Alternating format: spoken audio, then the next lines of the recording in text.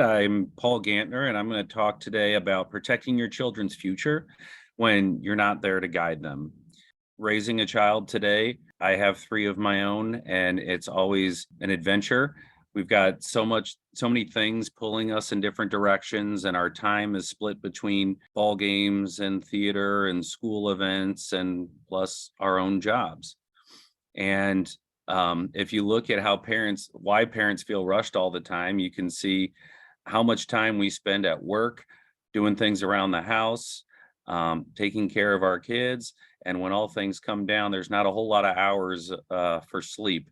And so I really appreciate everybody taking the time to learn a little bit about the importance of providing for guardians in case you couldn't be the guardian for your minor children.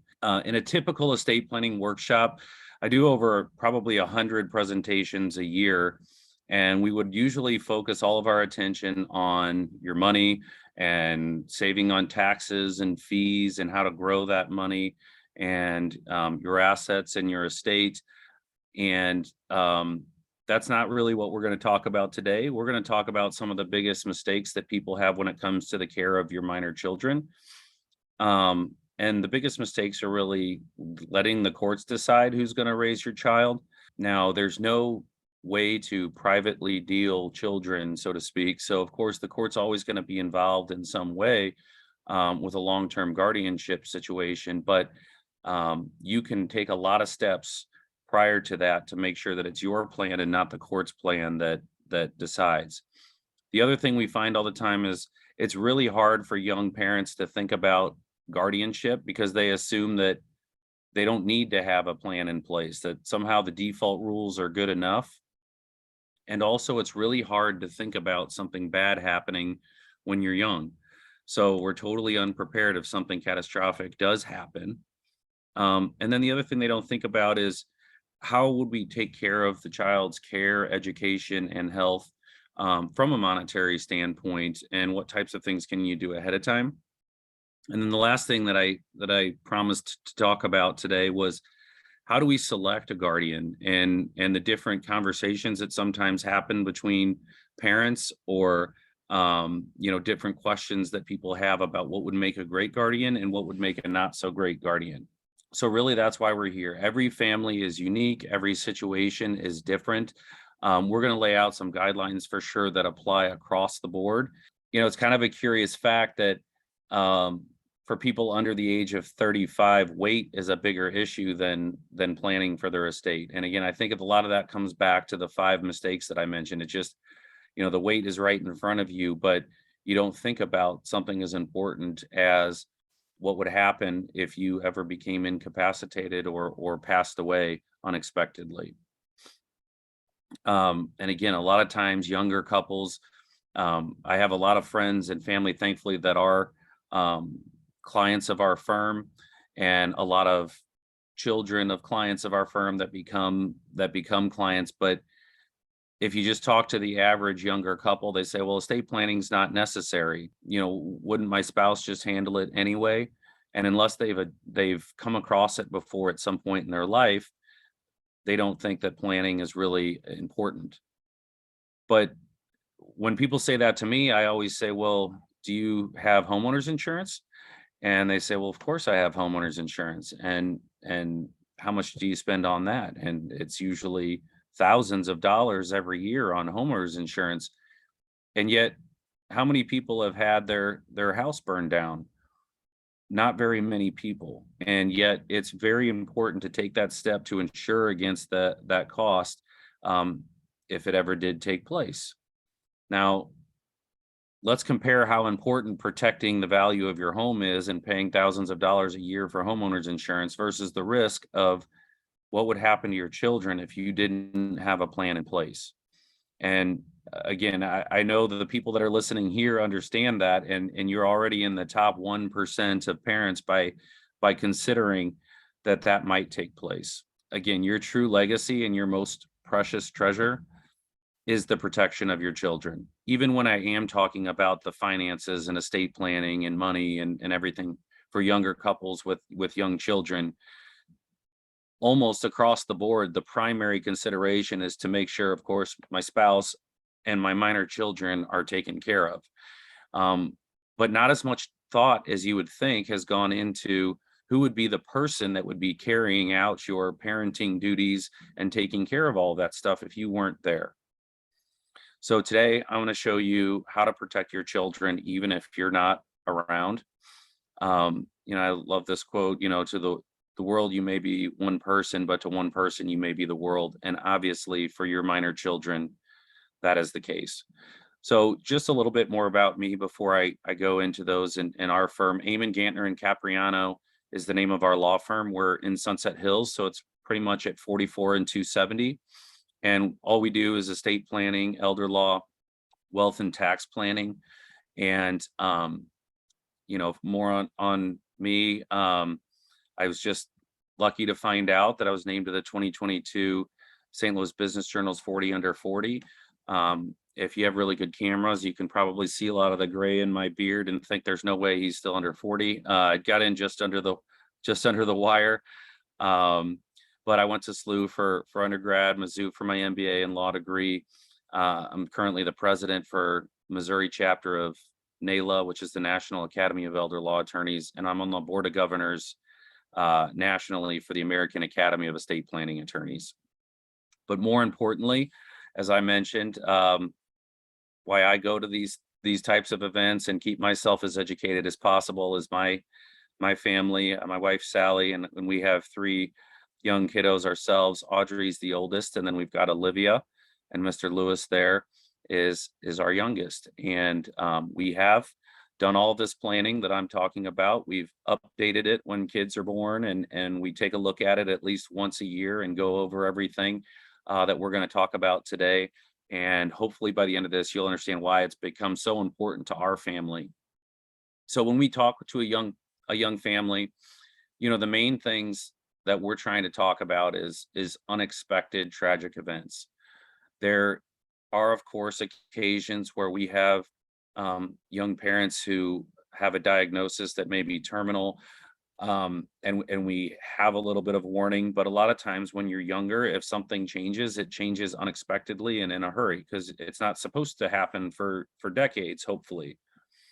So we definitely want to focus on a guardianship plan for your child or your children. And I really want to emphasize the guardianship plan portion of that.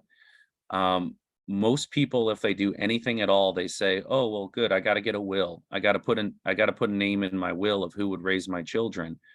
And we're going to see why, while that is great, and again, far above the average that a young parent typically will do for their kids, it's not enough. And when you leave today, you'll hopefully get an idea of some things that you can think about of how to address the deeper concerns. Now, the really exciting thing about working with younger families and their planning is there's still a lot of time, hopefully. And we can do all sorts of fun planning for long-term taxes and financial planning, talk about sharing that information and, passwords. And, in most marriages, one spouse will take care of one part of the work and another spouse will take care of another part of the work. And if all of a sudden that person were gone, would you even know where to start to take over on those issues? And so having that plan and having that written down is just such an important start.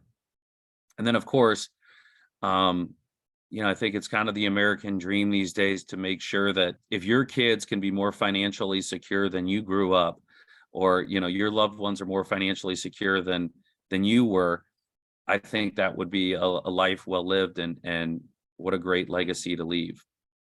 Why doesn't everybody do this? And there's 2 primary reasons why you probably are having trouble getting started on this, whether it's you or maybe your spouse, isn't quite on board with doing any kind of planning for this sort of thing.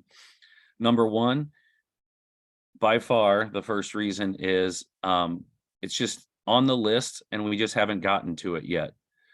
I had a lot of cousins when I started doing this at our family parties that were starting to have children, and they'd come up to me and say, "Hey, Paul, you do estate planning, right? I need to come talk to you. We need to do our will. We need to do our will." And they'd tell me that at Easter.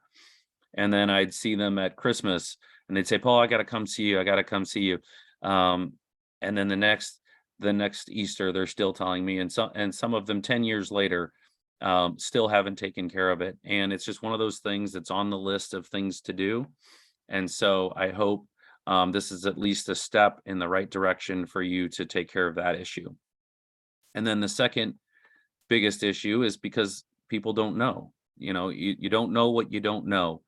And a lot of people don't know what steps need to be taken to protect their family if something were to happen to them. And so, again, we're just going to kind of touch the tip of the iceberg with some material. Having all the knowledge in the world is not enough. I know if weight is an issue for you, sometimes I battle with that myself, and I'll say, what do I have to do? Well, I got to work out more, I got to eat less, but unless I do those things, I'm not in any better shape. And so that's also true of your protection planning that we're going to talk about today. So what I'm going to cover today is, estate planning for a new generation, protecting your children if you're not around. What would happen if you were in a serious accident or illness, the impact on your family if you would pass away. We will talk about how to pick a guardian, and then some kind of ideas about how to guarantee your child's financial future, and then give you some ways that you can find some personalized solutions for your needs. The other thing that I will say that we offer anybody that asks for it through the St. Louis Arc is we would meet with any person any couple or people on a person on a one-on-one basis in our office or virtually or whatever makes sense for you, um, at no cost, and try to come up with a plan personalized to you. So what would happen to your children if something catastrophic happened to you? Again, as a parent of three small children, I know how important those special date nights can be if you and your spouse could get out for a night and have a nice dinner and some drinks, and you leave the babysitter at home, and you can't leave for 3 hours, even if it's grandma or grandpa that you're leaving your kids with, without a list of all these instructions about, don't forget they need to brush their teeth, and Julie can't watch any movies past 8 p.m. and here's who you call in case you can't get a hold of us, and don't let them eat peanuts, and these things have peanuts in them and you might not know that. This is the book that they love to read. Again, I know my mom is really tough with the TV remote, so and I don't blame her. There's 3 different remotes for 3 different things, and here's where we're staying, and call me if you need me, and here's when we'll be home.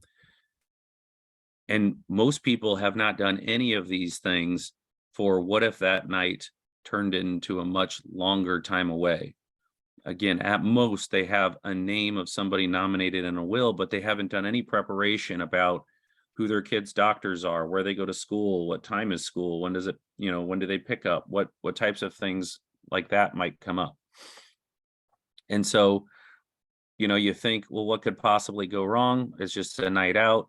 Nothing bad's, going to happen. We'll be back. Well, what if something bad did happen? The 2 possible scenarios are you get seriously injured, and all of a sudden, instead of being home at 10 p.m., you have a car accident and you're brought to the hospital for an unknown amount of time.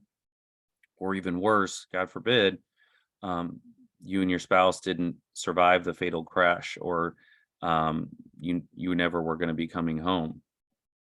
And a lot of people will respond to that with, well, I have friends and family, they'll step in and they'll take care of it. Well, the problem with that is a court always has to be involved to make sure your kids are taken care of and that they're safe. And whenever we don't have any instructions from the parent, we don't know what your vote is at that point. It's too late. So it's totally left up to the police or child protective services or the courts to decide what is in the best interest of the child. And so we have to talk about what a suitable guardian would mean and who would serve in that role. And sometimes the right person for a temporary situation might not be the best person for the next 18 years, or maybe even longer if your child will need a guardian beyond age 18. There's different types that you can do for an emergency guardianship. You could go to court, or someone could go to court on behalf of the child to ask for a court-ordered emergency guardian. But there's also a way that you can do some temporary guardian authorization. For one thing, by having that in writing ahead of time, if they did have to go to get a court-approved order, they'd have your vote there on, on record. There's also some things that you can do to have emergency healthcare decision making in case you even are gone on a planned trip. If you celebrate your 10-year anniversary and you go to Costa Rica for the week and leave your kids behind with grandparents or brothers and sisters, and needed them to be able to go to the doctors and take your children to their doctor's appointments. But if you're not coming back, well, then we've got to do long-term permanent guardianship proceedings. And I find a lot of times people, talk to neighbors or even people that are tangentially in the industry, and they'll say, oh, just go get a guardianship. And they tell you that like you're going to go to the grocery store and pick up a gallon of milk. The problem with that is that's not the way guardianships typically work. Understandably, the courts feel like they need to put in a lot of due diligence to make sure, A, does the person need a guardian, and B, if they do need a guardian and there's not one legally set up, who would be the right person for that job? And that can be a rigorous, complex, and lengthy process. And in the meantime, where are your kids while the court's fighting this out? Everybody, I'm sure, loves your children, and particularly when there are two sides of the family, there's going to be a lot of discussion about who should be the person in charge moving forward. And again, I think your votes should be counted and given primary consideration, and a lot of times it's not. So what's the solution to this difficult situation that we're talking about? One thing you can do is ahead of time complete a nomination of an emergency guardianship. If we're ever in this situation, this is who we would want to be in charge. And again, the emergency guardian situation might be a different person than you would want in the long term. But you should have someone listed that if I can't take care of them, then the directions are take them a mile down the road to my mother-in-law's house, who can take care of the kids until either I get better and I come back home, or until a permanent guardian can be appointed. What types of characteristics make a good guardian? One thing that we talk about is, what about what their money situation is? Now, money may not always be the best primary factor, but it might be a factor about whether, their upbringing and their house that they live in and those types of things would be a good thing. But are we depending on them to take care of your children with their money? Or do you have a plan set up where you will have money set aside for their benefit, and but you don't have to be concerned that they're going to be dipping into that money to take care of themselves or their family? Other things that we talk about in making a good guardian would be, what are their parenting philosophies? We have a lot of conversations where I'll talk to a couple and they might have disagreements about whether one of their brothers is on the same page as them about discipline, or are private schools important, or is the public school district that they live in the best, or is there somebody who lives in a better or different school district that might be a good fit? What are their personal values? Do you care if they go to church regularly? And if so, is it the same church that you plan to raise your children? Are they too lax and you're more of a disciplinarian, or are they too anxious and you're worried of what that would do to your kids? Are you worried that they might be an angry person and that would roll off the wrong way for your children? All of those things should be considered. And one thing that I talk a lot about with clients is, sometimes there's not a perfect person. Oftentimes there's not a perfect person. because you are the perfect person, or you and your spouse were the perfect people to raise your children.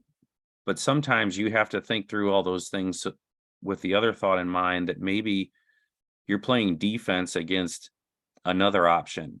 You know, what if we didn't have anything in place and this person became the guardian, or this couple or this family member, and that is not what you would want. So as I mentioned, as far as the money goes, I know a lot of people come to the lawyers last. A lot of times they'll say, "Oh, we've got a financial advisor that we've been working with, or we have life insurance that we've purchased, or we have it through work." And I feel like we've provided for our children in that way, and that's great. And if you haven't, I definitely recommend, if you don't have life insurance in place or some other source of money that says if you weren't able to continue working for the next 40 years to provide for your child or your children, would they be well taken care of?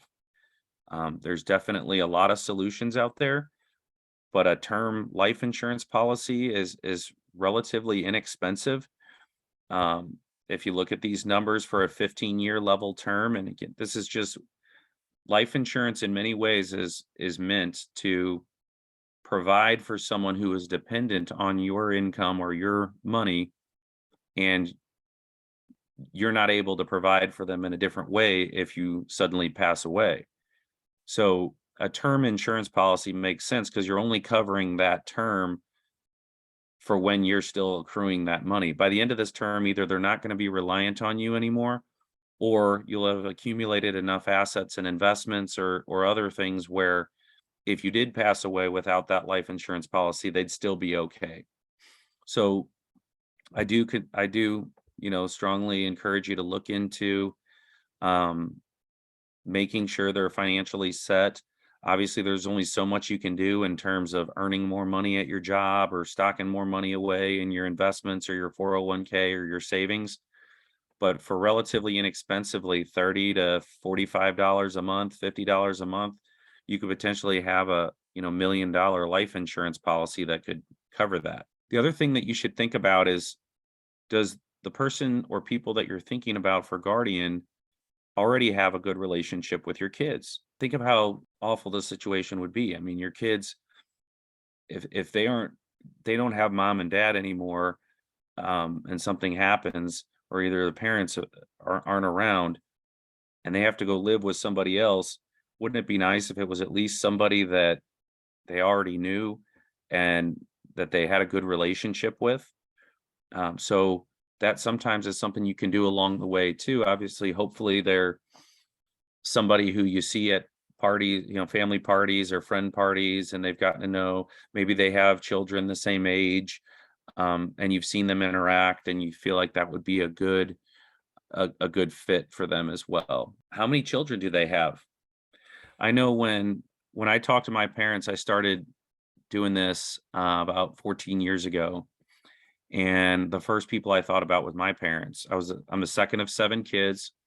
And so I talked to my parents and I said, "Hey, you probably need to update your wills and powers of attorney, maybe even do a trust. Um, what do you have in place? Let's get together and let's talk about it." And my mom says, "Well, Paul, I'm embarrassed to tell you, we don't have anything." I said, "You don't have anything? You've raised 7 children and you didn't even do a will to decide who would raise us if something happened to you?" And she goes, "No, that's the problem. We had 7 kids and we didn't know anybody that we could say, 'Here, raise our 7 children if something happened to us.' And we didn't want to divide you up, so we just didn't do any planning." And a lot of people kind of have those thoughts. And obviously in that scenario, what my mom wasn't considering was, if something did happen, 7 kids still needed to find a place to live. We just don't have their vote for who that would be. And the person that they've nominated had no knowledge that they were the person that they wanted to serve in that role. So, you might think about that. Do you have 1 kid? Do you have 3 kids? Can they all go hopefully in the same place? Does the person that you're thinking about nominating have children of their own? Where are they? Do they are their kids all 18, 20, and 22, and your kids are 2, 4, and 6? And if so, are they willing and able to kind of start the process over if that happened? Um, you know, very often the conversation comes up that says, "Hey, my parents would be great for right now, but they're, in their late 60s or early 70s, and by the time they're 18, they'd be in their 80s or later. I don't know that they can do that." Think through all of those things. There's not a definite, that's right, they can't, they're too old. Maybe they're very energetic and healthy and they could serve in that role. But that's all stuff to definitely consider. And you got to think about their health too, particularly if you're going to pick a generation above you. But in any case, are they physically and emotionally able to take care of your kids? How would they feel and be in a situation if something bad happened to you? That would be something that you should definitely consider. And with all of this stuff that I'm talking about, it's very, very important that you have those conversations with the people that you're including in your plan to get their opinion. Would this be something you'd be willing to do?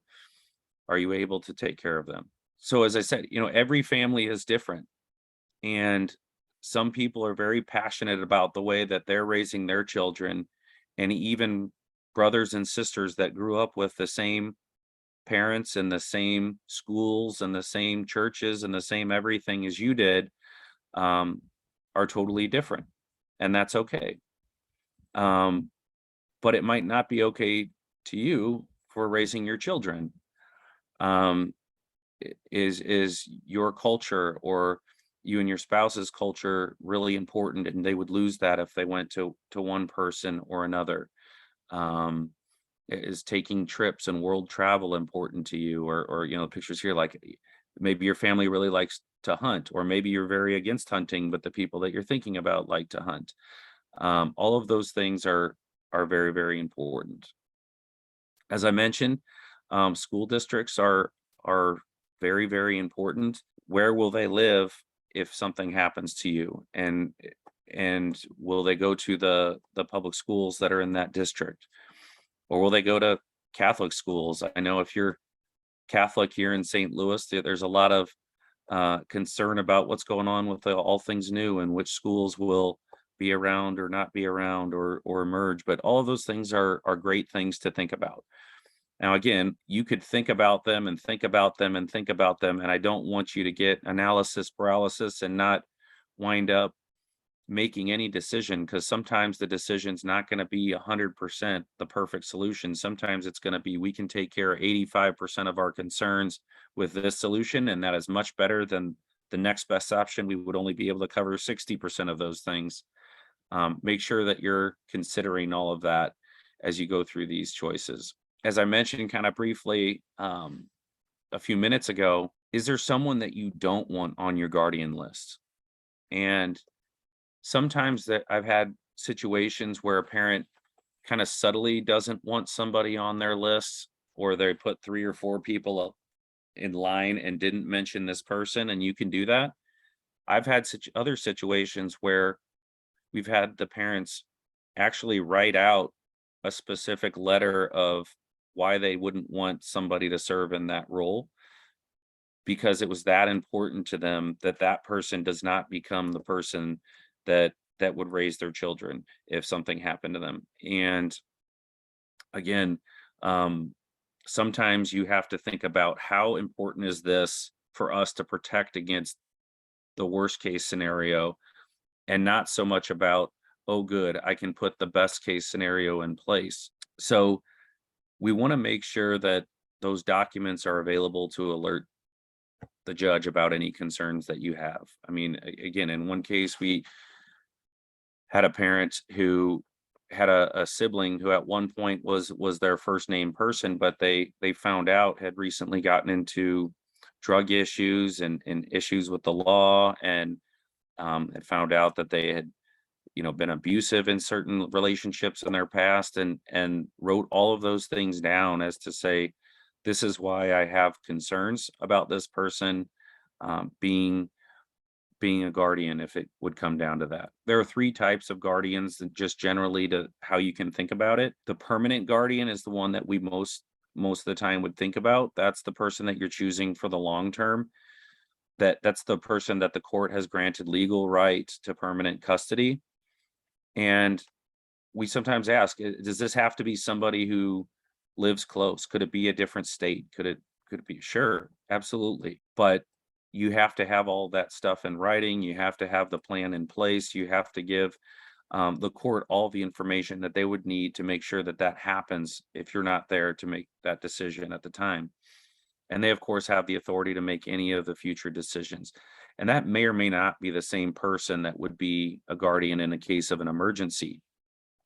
So you can do, as I mentioned, and my law partner Jackie Capriano also has three children. She has three daughters, and when you go on vacations and sometimes you don't take the kids and you leave them with people, we talk about how we complete these emergency medical authorization forms, um, so that if they needed to be taken to the doctor's office by our parents who are watching them, or our siblings who are watching our children for that week or week and a half, they're then able to make all of those decisions while we're gone. Now, another thought that you might give is, what if your child, or maybe you already know that your child will need a guardian beyond age 18, and you can still make a nomination of someone who would serve in that role. And of course, it might be the same person that would serve from ages 0 to 18, but if we're looking at a 40 or 50-year guardianship, then maybe it should be somebody different, because typically your authority for your nomination under your will is going to end when a child turns 18. They're presumed to be able to be their own guardian and make their own decisions. But if you have these documents in place, when it comes that time to turning 18, that can be submitted to the court to name an adult guardian who has been nominated on the behalf of the parents.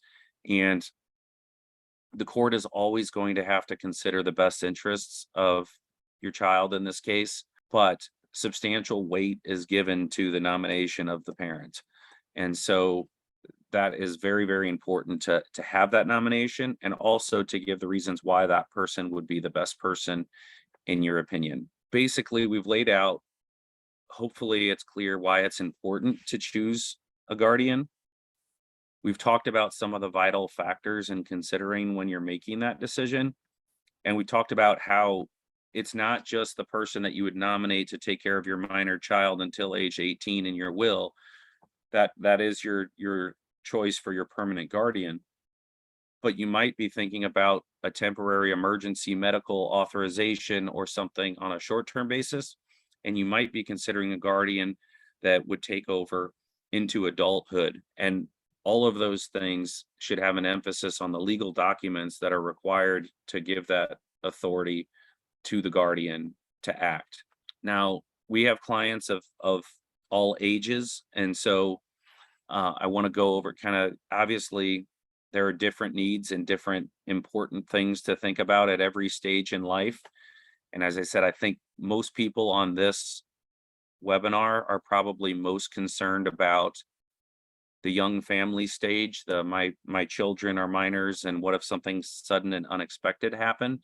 But you can set the foundation of a good long-term plan that can grow with you, even if something bad doesn't happen to you when you're young. So let me talk about some different options in terms of the estate planning documents. One thing that most people think about estate planning, they say, I need to do my will. And that's what you think estate planning is. I got to sign my will before I die, and then I've got an estate plan. And all wills are the same, and all I got to do is put somebody's name in there and print it off the internet, and I'm good to go. Well, having a will is good. All wills are not created equally. If they were, then yeah, you'd be silly to do anything other than Google cheapest will in St. Louis and put some names in and print it off. I think I saw a Groupon available that for $29.99 you could probably print something off, but it's probably not going to be all you'll need. But at least having a will in place that's validly executed according to your state will allow you to name a guardian. Now, the downside to having just a basic will is a will doesn't avoid probate court. a will directs probate court. So your will doesn't mean anything anywhere in the world except probate court. Now, we can't avoid the probate court for the purpose of nominating a guardian, but we probably don't want to funnel any of your assets through the guardian process or through the probate process. For one reason, it costs a lot of money.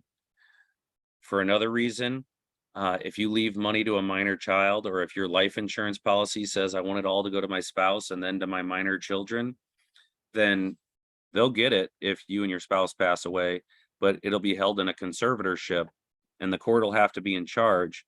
And even if you've nominated a guardian, the guardian would have to apply to become conservator, and they may or may not be appointed by the court to be conservator. It'd have to be licensed. They'd have to be insured and bonded. They would have to ask the court if it's okay to use this money for summer camp or not, or buy new socks and underwear, until the child reaches 18. And then when they reach 18, they get the money. And I don't know the right age to get all the money, but I haven't seen a lot of scenarios where 18 is the right age. Also, a will does not do anything to provide for you if you become disabled but don't pass away. So at the very least, you're going to want to make sure you have powers of attorney in place in case you yourself become disabled but don't pass away. Oftentimes, your best bet is to kind of create a trust-based plan where either through your will or in a revocable living trust, you decide to set up a place where you can say, if I pass away and I have this life insurance, or I have these retirement accounts, or I have these investments, these bank accounts, or my house, I want it to be held in trust with some third party that can, if you think of all the assets in the tube of toothpaste, you name a third party who's a trustee who can squeeze the assets, can squeeze the toothpaste out onto the toothbrush of your beneficiary at whatever pace or whatever ages or for whatever reasons you deem appropriate in that document. And so it's a really great way to protect your family. You can prevent your kids from blowing through the money. You can do things like, once they graduate from college, they get X, or when they have a W-2, they can match their W-2s.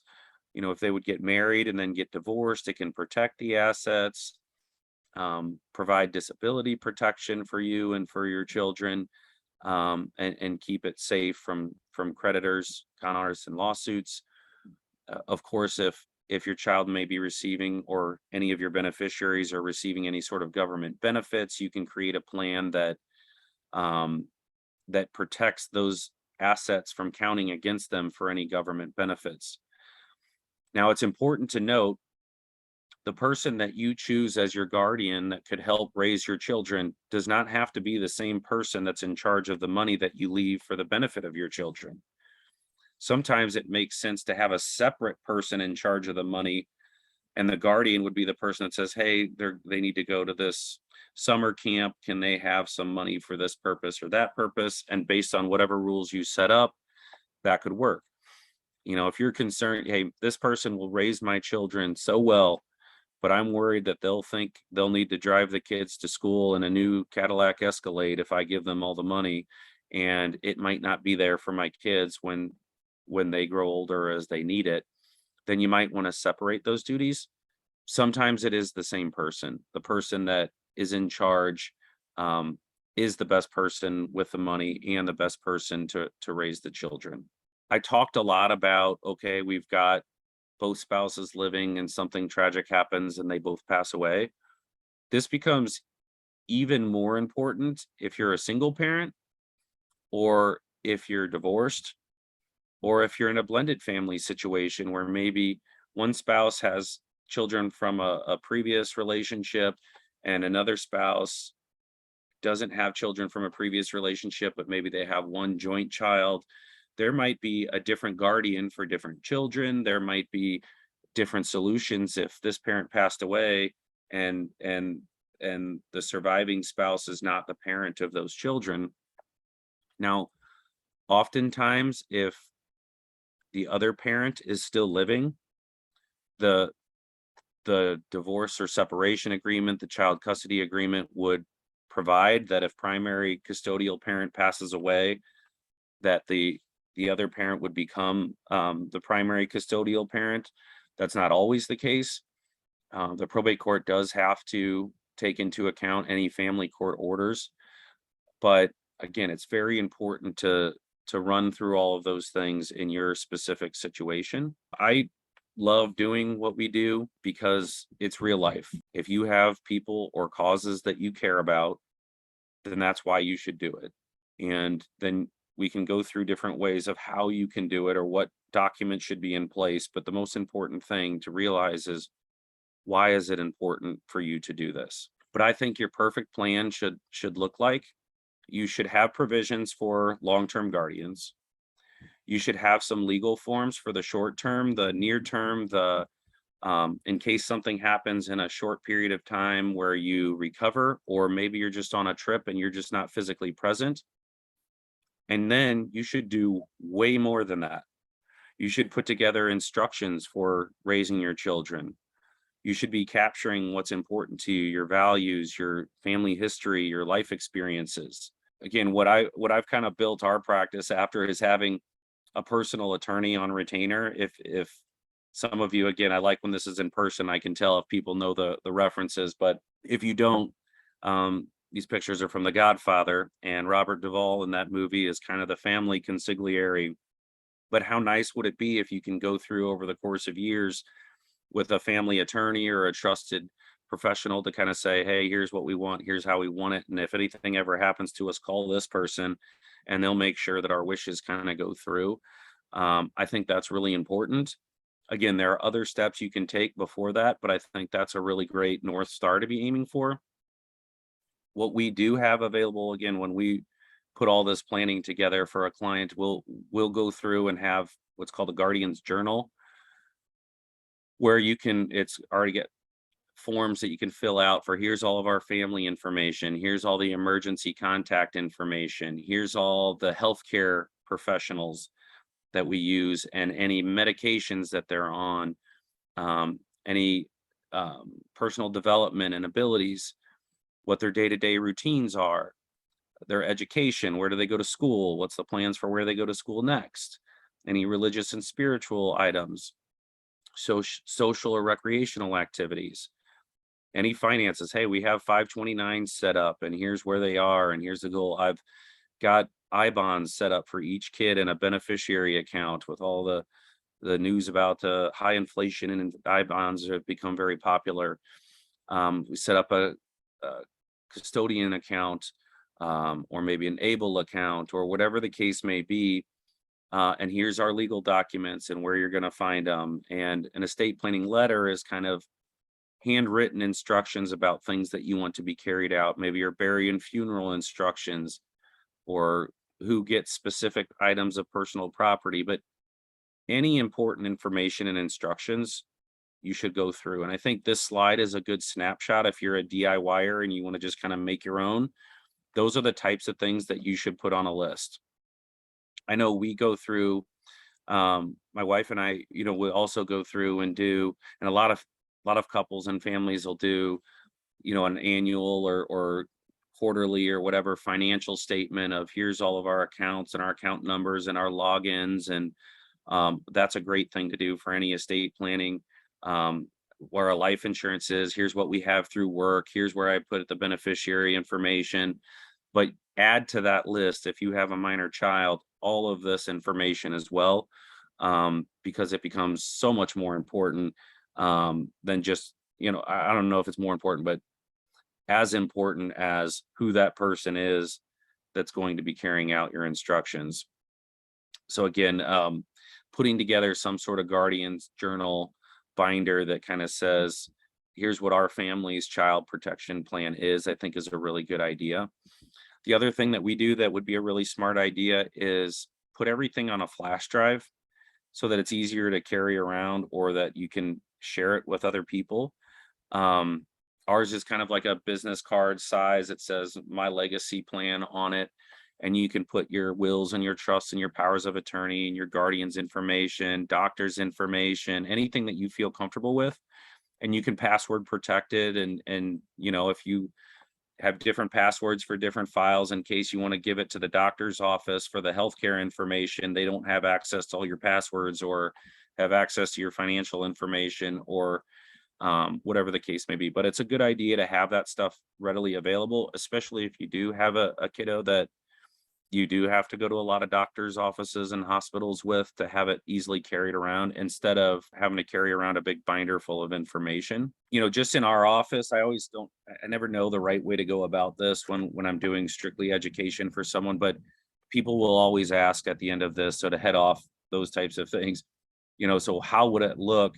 What does a full plan look like if you were doing it? Or, all I can speak to is how we do it at our firm, but the base level child protection plan that I would do is get those emergency medical forms, blank forms available, fill them out however you do. And again, we have those things. Get a guardian's journal where you can fill that out, but then also do a will where you can name guardians in your will, but have a testamentary trust within that will that says create a trust for the benefit of minor children so that they don't get the money when they're 4 or 18 or any other time that you wouldn't want it. Get powers of attorney for property for the adults in the relationship in the marriage. Get healthcare documents, healthcare power of attorney, living will, advanced directives, all that stuff, and then have a digital storage for all of that. So that's kind of like our base level of client planning. And then the like full on protection would be all of those things, but instead of a will with a testamentary trust, we'd start that revocable living trust, which is always a good, probate avoidance plan, especially for families that are still, gaining net worth and might have more tax issues in the future, but also just set it all up and fund it while you're alive into a trust where you can have more comprehensive distribution of the assets as opposed to having to go through the probate court to set it up. There's a lot of great planning that goes into that, but then all the digital storage and we kind of create a planning video also that reminds you of all the different things that you have in there. So again, when people look at this and they say, what's the cost benefit analysis of should I do something, should I not do it? It's not always money straight out of your pocket. Sometimes there are like planning strategies where you can wind up making money by getting planning ahead of the game. But in any case, what's more important than making sure that your children and those people that you care are protected and that a guardian is in place for them? So remember that the two main obstacles are, I'll get to it someday. And again, by being here, you're already at the top of the class for that, but then also the lack of knowledge. And I realize in an hour conversation, we're not going to be able to cover everything that there is to know about legal documents and guardianship and all of that sort of thing. But I do want to make sure that you at least have a starting point when you leave here today. As I mentioned, all plans are not created equally. I know, especially for people at the millennial age and everything else, and we'll think, oh, good, this sounds great. I'm going to go online and download some forms. You're probably not going to get full comprehensive forms that way. And you probably won't have the right questions answered and asked. So depends how important it is to you to see how much time and effort you want to put into it. Again, what I like to do for any time that St. Louis Arc asks anything of us, we want to make the next step as easy as possible. So if anybody wants to, again, for no charge, we'd be happy to set up a time to talk to you about what you want to accomplish. And essentially, people always want to know, what does that meeting look like? Well, number one, we'll find out what's going on in your family. What needs do you have? What desires do you have? What goals do you have? And then there will be plenty of time. You ask any questions that you have, make sure you leave there with a lot more answers than you had. And then at the end of that, we say, do we have a good fit for that? And if so, here's what you would do, here's what it should cost, and we go from there. Again, this is just our firm's roadmap. I'm a visual person, so if that first little thing didn't look good or didn't resonate with you, we love starting out with education And then from there, set up a consultation of 60 to 90 minutes. In our firm, my partner, Jackie Capriano, always does that first meeting. And like I said, she's a mother of 3 kiddos herself and just really easy to get along with, easy to know. And at the end of that meeting, if you say, hey, that sounds good, what the next step would be, at that point, it would just be a 2-page little consultation form and then a 60 to 90 minute conversation. If you say, oh, we want to do something, we want to take care of it, then we'd start gathering all your statements and you'd meet with Rachel, our estate planning paralegal, kind of put together a spreadsheet like I talked about of all your assets, account numbers, values, how does it need to be titled. Then I would get together with you for a 60-minute meeting and talk about any risks that you have, making sure that your assets are aligned with what your goals are, tax consequences, how does all that fit in? And then sign everything. And Lauren's our estate planning paralegal. That takes about 90 minutes. And then the main important thing is a lifetime of communications and updates where you kind of have that family attorney on your side. So again, I don't want this to happen to you. Only leave undone what you're willing to die having left undone. Think about what legacy you want to leave your family. So with that, love to open it up for questions. I think there might be some in the queue. When you said young families have more time to plan, are you talking about the age of the children being young or the parents being young? We started our family later in life. So do you base starting your planning on the child's age or parent's age? Both. So, when I talked about the time horizon, I was mostly talking about the financial and tax planning options that you have.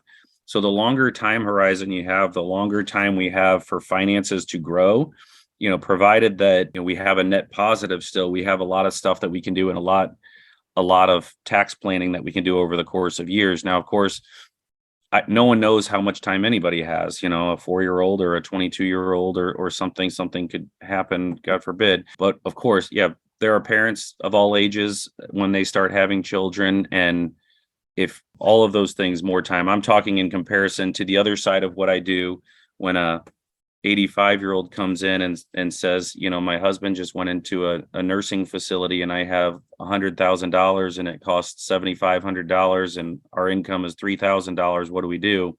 Versus we're still in the accumulation phase. My problem is that I am a single parent with the father out of the picture and no family close by distance or relationship. Basically, no one I would trust with my special needs child.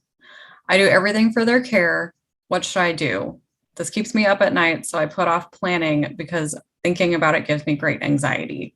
I'm sorry to hear the stress that it's putting on you for sure. The only thing I can offer is I think you would feel better if you had some part of a plan in place. And again, even coming here today shows me how important it is to you. And no one's going to do as good a job with your child as you do. And there's not even going to be, no one has somebody as good as they are at that. But sometimes I'm more worried about, and I'm sure you are too, what if something happens and you hadn't taken that step? Let's just run through what are some options, and even if they're not great options, okay, they're not close. Let's talk about the geography issue. Is that something that we can overcome, given that they might have more of a relationship with your special needs child or might have experience with raising a special needs child where that geography we could figure out? Or is there some non-family member? There are a lot of clients that I have that have a friend that they've met like through St. Louis Arc things or something like that their families have become close and their kids play together and everything. It could be something like that, or a church or school friend whose parents could be in that role. And obviously it's not something you want to surprise somebody with. It'd be something that you'd have conversations with kind of over time, if that would be something they'd be willing to take on, if it would make you feel better. I would love that. And the single parenting without a parent, that's amazing that you're able to do that. And I understand for sure. And for anybody, if it wasn't clear too, if you're having trouble getting away or you don't have someone who can watch the kiddo or whatever, we'd be happy to accommodate a Zoom meeting or something like that where you can be at home or bring your kiddo with you, if that works out for you. This next one is, so when the child is under 18, you should name an emergency guardian if the parent passes away before they're an adult. But if an emergency guardian takes over for my special needs child before they are 18, they then would be responsible for determining if my child would need full or partial guardianship when they turn 18. Is that correct? Yeah, no, that would be correct. A legal guardian at that point. So anyone could petition for guardianship of an adult, but what we find works best when we have a special needs child approaching age 18 is to be prepared to file that with the legal guardian or the parent in most cases, so that when that 18 happens, you've got the doctor's interrogatories, you've got everything set up so that you can flip it to adult guardianship right away. How do you prepare for the emergency guardian for all those major decisions they would then have to make for my child since they have disabilities? That's a huge ask. Not only do I need you to care for my child should I die, but also they will be responsible for determining the projection of my child's adult life. Absolutely. And just as you have to be a special parent for your kid, I think you would need to find a special guardian and a guardian for minor child or guardian for your child as they reach adulthood. It is a definite higher qualification of candidate that I would be looking for if I were you. But if you have friends and family that love you and love your child, and it'd be a conversation I would have. What if that were if that were to happen? These are the things that are important. These are the reasons that I love, trust you to be the person to do this, and to over the course of if something happened over the course of the years that you're raising my minor child, I'm hoping you could find the next best step as they turn 18 would be my best advice. It's tough. Yeah, some situations are tougher to get on paper than others, but I would talk through those concerns and those goals until you find something that helps you sleep better at night, knowing that you've thought about it and taken care of it. What are your recommendations for documenting the day-to-day care of my child should something happen to me, whether I have the planning done or not? Even if you don't go through and do legal planning, I think what do you do if you're gone for work from 8 to 5, or if you've been gone for a weekend trip to just hopefully every once in a while you're able to do something for a day or two where you can just say, these are the medications, these are the doctors, these are the emergency contacts, all of that stuff. Obviously, the baseline level of, these are the allergies, these are the do not ever do's, protect my child. And then from there go, what does a typical Monday through Sunday look like from 8 o'clock to 9 o'clock or from 8 o'clock to 4 o'clock? These are the things, and documenting all of that. Just pretend you had to walk somebody through, 5 hours away in a hotel room or something, and they needed to take care of your kiddo for that day or that week, and then extrapolate that as much as you can throughout time. Obviously, if your kid's currently 4, you might not have to spend as much time on what colleges you envision someone going to, or what, even I wouldn't worry as much about that as the near term. And then getting that down on paper is just hugely helpful. And it's the same thing with estate planning. Is people think that the most important thing is signing the wills or signing the trust. Those are great. The most important thing is sitting down and saying, where are my bank accounts? How do I log into them? Where are my IRAs and investment account? Write all that stuff down as though you're not going to be there tomorrow and somebody's got to figure it out. Where do you hide your car titles? Where do you put your birth certificates and marriage license? Writing that stuff down is how you prepare somebody to take over if you didn't. What if I only know who I don't want to be guardian? A long list, but no one that I actually want to be the guardian. Yeah, I would always want one affirmative, even if you have only negatives. Again, I would put that in writing with your handwriting and your signatures and your dates and everything else to at least have as a piece of evidence if it came that way. But who would you envision taking that to the court to make sure these people don't become the guardian? And who would you have them ask the court the guardian be? And I can tell you that if you come in there without a viable, guardian, a lot of times the answer would be the public administrator, the state.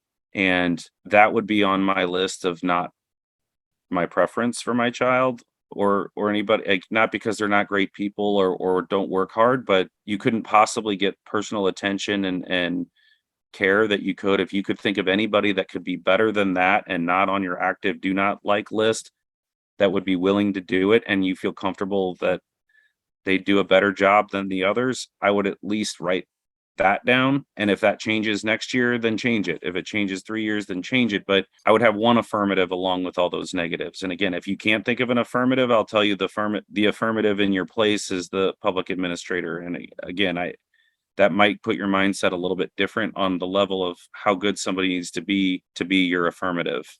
This is a lot to think about. So before I even seek an attorney, should I work on identifying who the guardian would be? It would be pointless for me to plan without having someone to do the care for my child, right? People do sometimes come into the office and we'll talk through these things and they'll just say, I don't know. I've never thought about who would be my kid's guardian or whatever. And you want to think about it. Obviously, why are you there? We're there to address that situation. But the other side of that is the people that will say, I'm going to put off doing it until I have all the answers. Will never do it. It's always going to be on your list. There's never going to be a perfect answer. So the one thing that making an appointment does is makes you take that first step to do something. Again, with us or with any attorney or anything, if you put it on the calendar, you at least are forcing yourself to address it. I think having an answer would be better than having no answer, even if you aren't confident that it's 100%. And so I would encourage you to just take whatever step is next for you to have a solution is the best advice I can give. Yeah, thank you so much for presenting and taking the time to answer questions. This was wonderful. Great. Well, we'll see you all later. Have a good night.